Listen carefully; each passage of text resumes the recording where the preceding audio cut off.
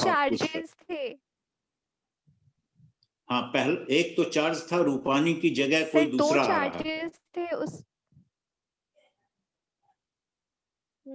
दूसरा चार्ज क्या था?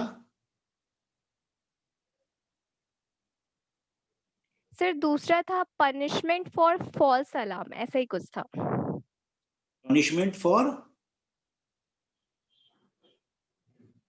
False alarm, false alarm. तलाक? नहीं, false alarm, alarm. False alarm. Okay okay, false alarm. अच्छा। यस। हाँ, तो फॉल्स अलार्म में तो वो तो आईपीसी का मामला है, उसमें तो दूसरा केस बनना चाहिए। ये सेडिशन का तो नहीं, कुछ और रहा होगा जिसको सेडिशन में उन्होंने, हालांकि सरकार आजकल कर रही है बहुत जगह, जो बहुत सामान्य से क्राइम के मामले होते हैं उसको भी देशद्रोह बता के और उसमें वो चार्जशीट दाखिल कर देते हैं, जो कि नहीं करना चाहिए। क्योंकि सारी चीजें जो भी अगर आप किसी के खिलाफ बोलते हैं तो वो उसके खिलाफ बोलते हैं, इट्स नॉट सेडिशन। और कोई भी व्यक्ति देश नहीं है। मैं अगर कहूं कि नरेंद्र मोदी ठीक से कामकाज नहीं चला रहे हैं और उन्होंने ये सब गलतियां की हैं, it is not against the country, it is not against the nation. So the charges of sedition, जिसको देशद्रोह कहते हैं, वो तो लगना नहीं चाहिए उसमें, क्योंकि कोई भी व्यक्ति कंट्री नहीं है। तो उस और आलोचना करने का अधिकार है भाई, किसी को भी आलोचना करने का अधिकार है, लेकिन हाँ, आलोचना ऐसी होनी चाहिए जो सीमा को पार न करे, सीमा को न लांघे। उसमें भाषा भी ऐसी होनी चाहिए जो भाषा शालीन हो, शालीन भाषा का इस्तेमाल करना चाहिए। ऐसी भाषा का इस्तेमाल नहीं करना चाहिए जो बहुत एग्रेसिव लैंग्वेज हो, जो डिफेमेटरी हो। इस तरह की लैंग्वेज का इस्तेमाल कभी नहीं करना चाहिए, क्योंकि उससे प्रॉब्लम्स पैदा होती हैं। एनीवे, तो वल्गरिटी, वल्गरिटी का मतलब है अश्लीलता। जो श्लील नहीं है वो वल्गर है, वल्गर है, अश्लील है। जैसे कोई न्यूड तस्वीर, दैट मे बी वल्गर, लेकिन जरूरी नहीं है कि सारी न्यूड तस्वीर वल्गर ही हो। आप देखिए, वल्गरिटी की परिभाषा आज तक नहीं बन पाई है, आज तक नहीं बन पाई है वल्गरिटी की परिभाषा। किसको वल्गर बोलेंगे, कौन सा? अब मैं आपको उदाहरण देता हूं। D.H. लॉरेंस का एक प्रसिद्ध उपन्यास है, lady Chatterley's lover. D.H. Lawrence का बहुत प्रसिद्ध उपन्यास है, लेडी चैटरलीज लवर। उसमें एक महिला का, जो लेडी चैटरली है, उसका पति अपंग है, पैरालाइज्ड है, उसके पैर वैर पैरालाइज्ड हैं और अपंग है। और उसमें ये बताया जाता है, उस नॉवेल में, उस उपन्यास में, कि लेडी चैटरली मतलब उसकी पत्नी दूसरों के साथ शारीरिक संबंध बनाती है। अब इसको प्रशासन ने बैन कर दिया। This was band in India also and this was band in UK also. England में भी बैंड था और यहां भी बैंड था, पूरी दुनिया में और कहीं भी नहीं। तो बाद में जब मुकदमा हुआ, और मुकदमा होने के बाद ये कोर्ट ने आदेश दिया कि no, it's not vulgar. Who says it's vulgar? नहीं है वल्गर, बिल्कुल नहीं है। और इसको छापने की और वितरित करने की, डिस्ट्रीब्यूट करने की इजाजत दी जाती है, और फिर वो चला। तो काफी लंबा मुकदमा चला और उसके बाद ये पाया गया कि नहीं, वल्गर नहीं है, बिल्कुल वल्गर नहीं है। इसी तरह से एक और उपन्यास था फैनी हिल्स, उस पर बैन लगाया गया था, वो भी वल्गरिटी के इस पर। एक उपन्यास और है लोलिता,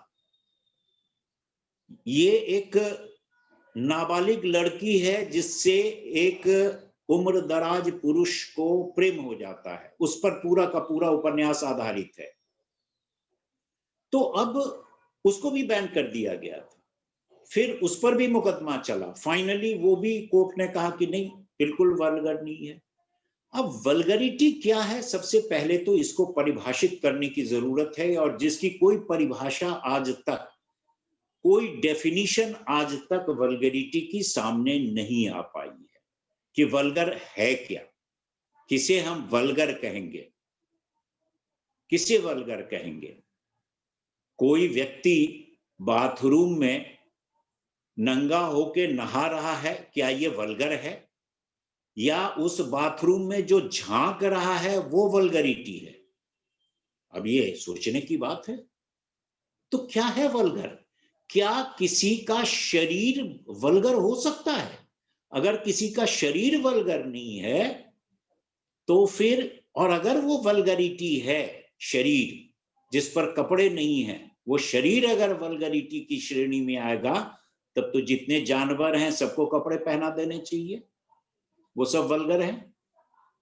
अब ये बहुत एक लंबा डिबेट का विषय है, बहुत लंबे डिबेट का विषय है कि क्या वल्गरिटी है, क्या, किसे हम वल्गरिटी कहेंगे।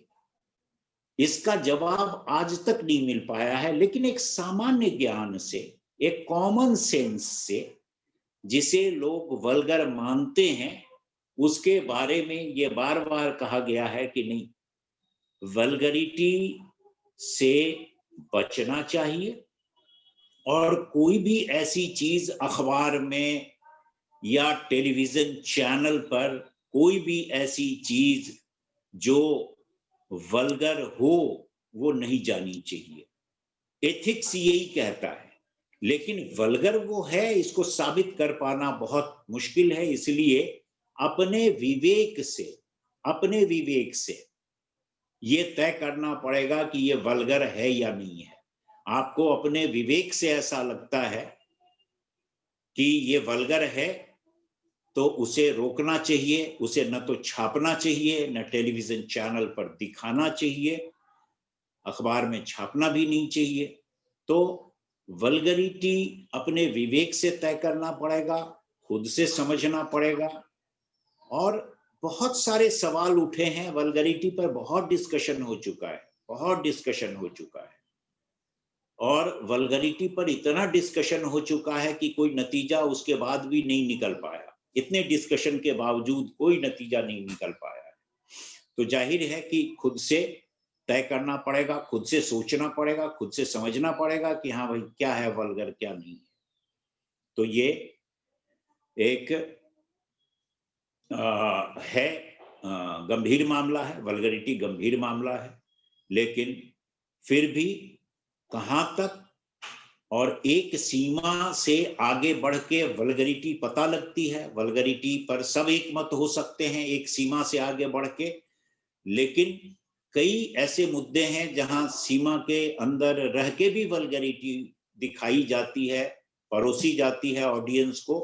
अब फिल्मों में ही आप देखिए, फिल्मों में देखिए, फिल्मों में बहुत सारे, सेंसर बोर्ड ने बहुत सारे ऐसे सीन को फिल्मों से काट दिए, सेंसर बोर्ड ने, कि ना भाई ये वल्गर है, ये अश्लील है।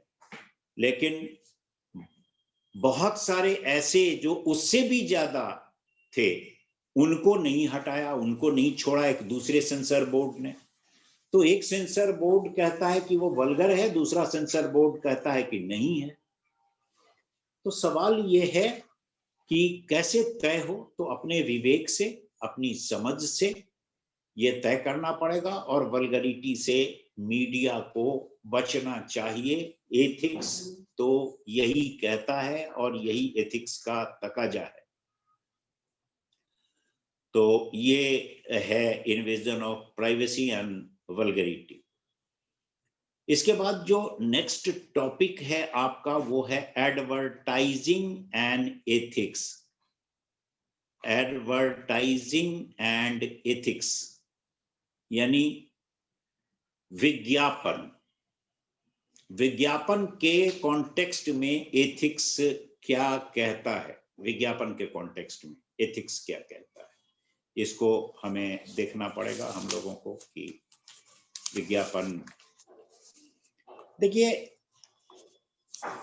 विज्ञापन आपने जब देखा होगा तो बहुत सारे ऐसे एडवर्टीजमेंट्स आपने देखे होंगे जो आपको लगे होंगे कि नहीं, ये तो नहीं दिखाना चाहिए, ये उचित नहीं है, बिल्कुल उचित नहीं है, ये अनुचित है।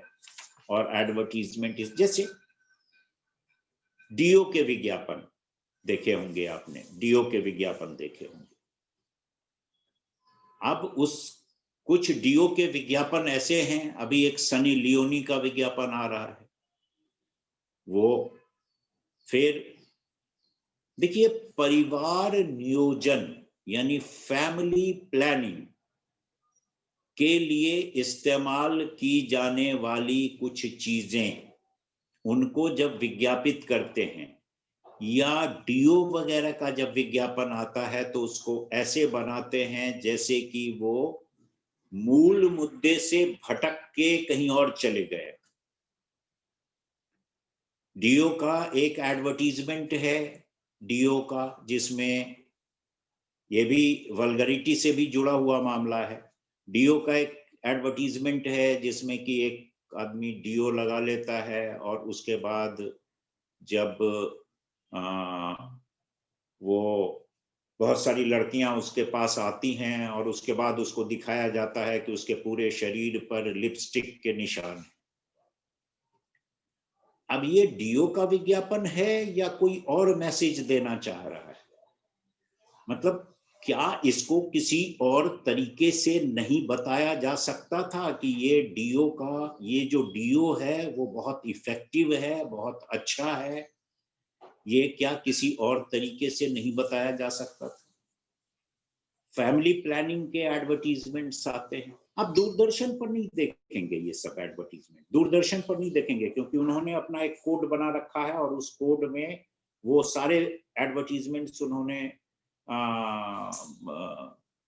लेना बंद कर दिया है, वो नहीं लेते उस तरह के एडवर्टीजमेंट, वो लेते ही नहीं है, स्वीकार ही नहीं करते, they reject it, they do not accept it. तो उन्होंने अपना एक कोड बना रखा है। इसी तरह से क्या अखबारों को और प्राइवेट चैनल्स को भी क्या अपना एक एथिकल कोड नहीं बनाना चाहिए कि कैसे हम विज्ञापन लें और किस तरह के विज्ञापनों से हमें परहेज करना चाहिए? देखिए, जब लिबरलाइजेशन का समय आया, लिबरलाइजेशन का जब समय आया तो लिबरलाइजेशन के बाद जब दुनिया भर के माने ग्लोबल विलेज बन गया, आप कह सकते हैं दुनिया एक ग्लोबल विलेज बन गई, उसके बाद बहुत सारी चीजें हमारे समाज में भी ऐसी आने लगी जो पहले नहीं थी। ऐसी बहुत सारी चीजें आने लगी, विज्ञापन के जरिए भी बहुत सारी चीजें ऐसी आई हमारे यहाँ जो पहले हमारे यहाँ जिनको स्वीकृति नहीं मिली हुई थी, सामाजिक स्वीकृति, सोशल एक्सेप्टेंस जिसका नहीं था। तो बहुत सारे कोड्स बनाए गए हैं एडवर्टाइजिंग की दुनिया में भी, एडवर्टाइजिंग के लिए कि एडवर्टीजमेंट्स किस तरह से के होने चाहिए, एडवर्टीजमेंट कैसे बनने चाहिए, प्रोडक्ट का एडवर्टीजमेंट अगर आप दे रहे हैं, सर्विसेज का एडवर्टीजमेंट आप दे रहे हैं, या आइडिया एडवर्टीजमेंट दे रहे हैं, तो किस तरह का एडवर्टीजमेंट होना चाहिए, वो उसमें क्या क्या, किन किन चीजों से परहेज करना चाहिए, ये सारी चीजें बनी हैं। और इसी में एक एथिकल कोड भी है जो सर्वमान्य है। दूरदर्शन का मैं बाद में आपको बताऊंगा, पहले आपको मैं बताता हूं जो एथिकल कोड्स हैं ऐसे जो बने हैं और कुछ संस्थाओं ने बनाए हैं वो एथिकल कोड्स, जिसमें एक संस्था तो एडवर्टाइजर्स की ही है, उसने, एक है AAAI, advertising agencies association of India, AAAI, advertising agencies association of India, इसने अपना एक कोड बनाया है। मैं पहले अभी उसी की बात करता हूं, उसके बाद दूसरे कोड्स के बारे में जो चीजें इसमें से छूट जाएंगी उनकी बात मैं करूंगा। पहले इसकी बात आपको बताता हूं, ठीक है। एडवर्टीजमेंट कैसा होना चाहिए, किस तरह का होना चाहिए, इसके बारे में कहा गया है कि मोरल वैल्यूज को तोड़ने वाला ना हो, it should not be immoral, वो मोरल हो, एस्थेटिक हो, देखने में अच्छा लगे, सुंदर लगे, पढ़ने में भी जिसका एक एस्थेटिक सेंस हो, रिलीजियस सेंटिमेंट्स को धक्का पहुंचाने वाला ना हो, किसी के रिलीजियस सेंटिमेंट्स पर वो आक्रमण न करता हो, ठीक है। ये एक पॉइंट है, moral, aesthetic, and it should not be against religious sentiments, any community, कोई भी रिलीजन, तो उसके सेंटिमेंट्स के। अब देखिए बड़ी मजेदार की बात है, एक शराब का विज्ञापन बनाया था अमेरिका में, उसमें गांधी जी की तस्वीर लगा दी थी। एक जगह बकरे का मांस बेचते थे और उसने काली मां की तस्वीर लगा दी थी। ये अमेरिका की बात है। अब उस पर जब विवाद हुआ तो फिर हटाया गया। तो इस तरह के बहुत सारे शरारतपूर्ण काम भी होते रहते हैं, बहुत सारे शरारतपूर्ण काम होते हैं, विज्ञापन के कॉन्टेक्स्ट में कह रहा हूं। तो so it should not be published, it should not be published। यहां पर उनको भी परहेज करना चाहिए, जो मीडिया है उसको भी परहेज करना, they should not accept this type of advertisements. और दूसरे के जो एडवर्टीजमेंट बनाने वाले हैं, एडवर्टीजमेंट को बनाने वाले, कंसीव करने वाले एडवर्टीजमेंट को और फिर उसको बनाने वाले, उनको भी परहेज करना चाहिए इससे, और सोचना चाहिए कि कैसे होना चाहिए उसको, कि किसी को वो डिसरिप्यूट न कर, किसी के रेपुटेशन को धक्का पहुंचाने वाला ना हो। जैसे ये गांधी जी को धक्का पहुंचाना, अब गांधी जी शराब से क्या लेना देना, शराब के विज्ञापन के साथ गांधी जी की तस्वीर अगर आप लगा देंगे तो वो बहुत सारे लोगों को, खास करके हिंदुस्तान के में बहुत सारे लोगों को लग सकता है, उससे ठेस पहुंच सकती है। तो ये इससे बचना चाहिए, सुपरस्टिशन से बचना चाहिए। सुपरस्टिशन, अंधविश्वास, विज्ञापन में बहुत सारे अंधविश्वास के प्रयोग होते हैं। एक विज्ञापन आता था कि चमत्कार वाला, कौन, रूहानी बाबा जो हैं वो सारा वो भूत प्रेत और ये वो सब ठीक कर देते हैं। आपके घर में अगर भूत आ गया हो और प्रेत आ गया हो तो उससे रूहानी बाबा को बुला के आप ठीक करवा सकते हैं। वो फूंक मारेंगे या झाड़ा मारेंगे, बस ठीक हो जाएगा सब। तो ये लोगों के मन में, जनरल पब्लिक के मन में इससे भ्रम पैदा होगा और इस तरह का काम सुपरस्टिशन को बढ़ावा देने वाला, अंधविश्वास को बढ़ावा देने वाला काम नहीं करना चाहिए और इस तरह के विज्ञापनों से परहेज करना चाहिए। कोई ऐसा एडवर्टीजमेंट जो तिलिस्म, इंग्लिश में उसको कहते हैं टैलिस्मैन, टैलिस्मैन,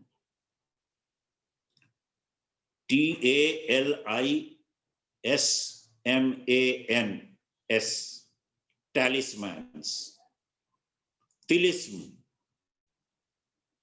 मतलब कोई ऐसा चमत्कार, कोई चमत्कार से कुछ ठीक करने वाला। जैसे भैया ये लॉकेट ले लो, ये लॉकेट पहनोगे तो करोड़पति हो जाओगे, अरबपति हो जाओगे। ये लॉकेट जो है ये सिद्ध किया हुआ है और इसमें ओम लिखा हुआ है और ये लॉकेट आप मंगवा सकते हैं, उससे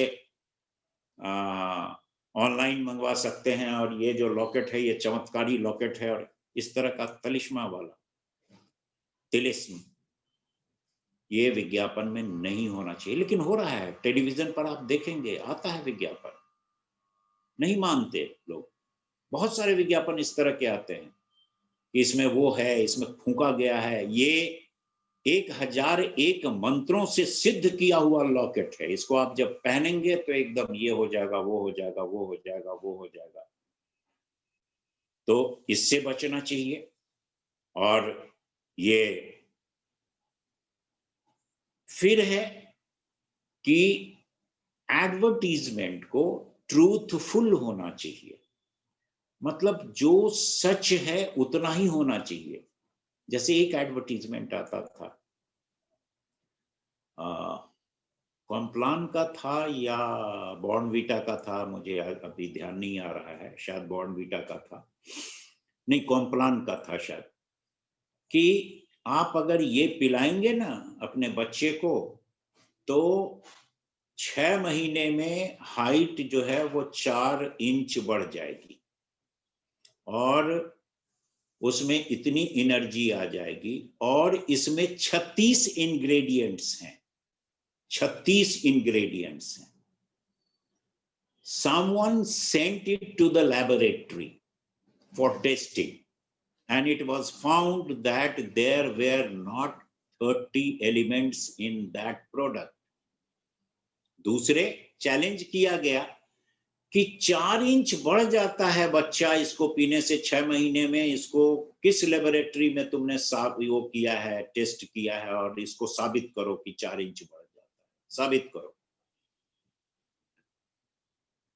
कोई भी लंबाई बढ़ाने वाला, लंबाई अपने आप बढ़ती है, कोई भी लंबाई बढ़ाने वाला कोई भी अगर ऐसा पदार्थ होता तो सर्कस वालों को तो बड़ी दिक्कत हो जाती, एक भी बौना उनको नहीं मिलता सर्कस में काम करने के लिए। कोई ऐसी चीज हार्मोनल इंजेक्शन को छोड़ के बाकी कोई ऐसी चीज, खाद्य पदार्थ या कुछ भी आज तक नहीं निकला है जिससे कि लंबाई बढ़ जाए, किसी की लंबाई बढ़ाने वाली कोई चीज। और उसका दावा किया जा रहा था।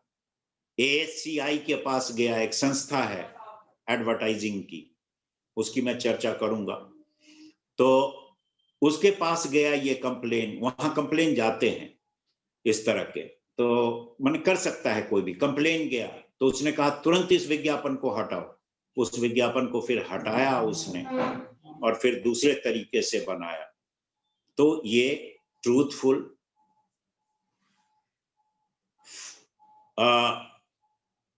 डिस्टॉर्शन ऑफ फैक्ट्स, फैक्ट जो है उसको डिस्टॉर्ट करके बताना, डिस्टॉर्ट करके बताना ये नहीं होना चाहिए। Should not be misleading, misleading नहीं होना चाहिए एडवर्टीजमेंट।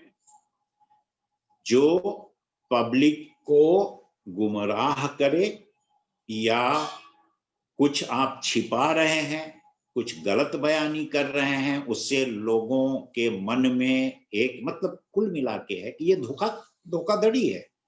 आप गलत बयानी करके अपना प्रोडक्ट बेच रहे हैं। इसलिए जो है प्रोडक्ट जिस तरह का है वो आप बताएं और बहुत साफ साफ बताएं। आपको वो करने की जरूरत नहीं है।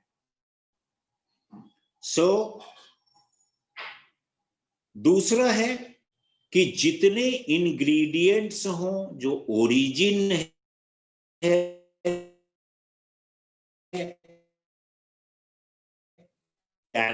वो ऐसा है ऐसा ही रखना चाहिए, बताना चाहिए। जैसे मान लीजिए रेशम है और रेशम के नाम पर कुछ और दे रहे हैं। साड़ी आपने बेच दी, खरीद के जब आदमी ले गया, एक बार धुली साड़ी या कुर्ता तो पता लगा कि ये रेशम तो है ही नहीं। तो आपने मटेरियल के बारे में किया, इंग्रेडिएंट के बारे में किया आपने, तो ये जो है ये एक तरह का धोखा है। इसलिए सर्विसेज के बारे में कोई चीज न छुपाएं। परचेज जब आप कोई चीज करते हैं तो उसकी सर्विस कैसी है, प्रॉम्प्ट है, आपकी सर्विस में दिक्कत है, कितने घंटे में उसको अटेंड किया जाएगा, ये सारी चीजें बड़ी साफ होनी चाहिए। ऐसा नहीं होना चाहिए कि आप बोलेंगे कि आफ्टर सेल सर्विस हमारी बहुत अच्छी है, लेकिन पता लगा कि अच्छी है ही नहीं, या उसको आप छिपा गए। तो डिलीवरी, एक्सचेंज, रिटर्न, ये सारी चीजें हैं उसमें, एथिकल कोड्स में। डिलीवरी, एक्सचेंज, मतलब भैया साल भर में खराब हो जाएगा तो आप हम आपको दूसरी एक्सचेंज। डिलीवरी आप इतने समय में होगी तो रिटर्न, वापस। लेकिन पैसा वापस कोई करता नहीं है और झूठ बोल के बेच देते हैं और बाद में कहते हैं नहीं साहब ऐसे हो गया खराब, वो आपके मिसप्रिंग के कारण हो गया। या ये सारी चीजें बहुत साफ साफ होनी चाहिए। प्राइस बहुत साफ साफ होना चाहिए, प्राइस भी। सर्विसेज के बारे में गलत बयानी नहीं होनी चाहिए, और जरूर होना चाहिए कि सर्विस आप देंगे नहीं देंगे, क्या करना पड़ेगा, कैसे होगा। तो ये सारी चीजें उसमें बहुत साफ साफ मेंशन होनी चाहिए। ठीक है, कहीं कोई कंफ्यूजन तो नहीं है? Hello? No sir. Okay. Exaggeration नहीं होना चाहिए, किसी भी एडवर्टीजमेंट में एग्जैगरेशन नहीं होना चाहिए जिससे बाद में कंज्यूमर को डिसअपॉइंटमेंट हो, निराशा हो, ये नहीं होना चाहिए। और आपको चाहिए कि है उसको चाहिए कि वो ठीक साफ इन चीजों के बारे में को ठीक करने वाले एडवर्टीजमेंट्स होते हैं और उसमें बताते हैं कि ये ठीक हो जाएगा, लेकिन उनके पास उपाय होता नहीं है। इस तरह के एडवर्टीजमेंट्स भी आते हैं, ये नहीं करिए। इन्वेस्टमेंट के बारे में गलत बयानी होती है, या यहां लगाओगे तो इतना तुमको किराया मिलेगा, ये प्रॉपर्टी ले ली तो इतना किराया मिलेगा। अब ये सब जो मिसलीडिंग इंफॉर्मेशंस हैं, ये नहीं होना चाहिए, नहीं होना चाहिए किसी एडवर्टीजमेंट में। लॉटरी को लेके, लॉटरी तो खैर बंद हो चुकी है, ये भी लिखा गया था, क्योंकि ये जो समय था, एक समय था जब लॉटरी के विज्ञापन बहुत आते थे, लॉटरी के। और लॉटरी में क्या मिलेगा, कैसे मिलेगा, इसके बारे में बहुत सारे दावे किए जाते थे। तो इस तरह के भी विज्ञापनों से बचना चाहिए, और कहा तो ये भी गया है कि लॉटरी के विज्ञापन होने ही नहीं चाहिए। खैर, अभी तो लॉटरी हिंदुस्तान में लगभग हर जगह बंद है, एक आध अपवाद हैं, नहीं तो सब जगह बंद है, लॉटरी को तो बंद कर दिया गया। तो ये भी देखने की बात है। उसके बाद किसी भी तरह का विज्ञापन में क्रिएट करना या कंफ्यूजन डालना, इससे बचना चाहिए। अनफेयर कुछ भी नहीं। ट्रेडमार्क का इमिटेशन, जैसे कोई ट्रेडमार्क है किसी का, हम लोग शायद डिस्कस कर चुके हैं ट्रेडमार्क को। कोई जैसे मान लें कि कोई कुछ बेचता है तो अपना एक लोगो जैसा बनाता है, ट्रेडमार्क एक बनाता है। मैकडोनल्ड में एम इस तरह का लिखा हुआ है, अब वो उसका ट्रेडमार्क है।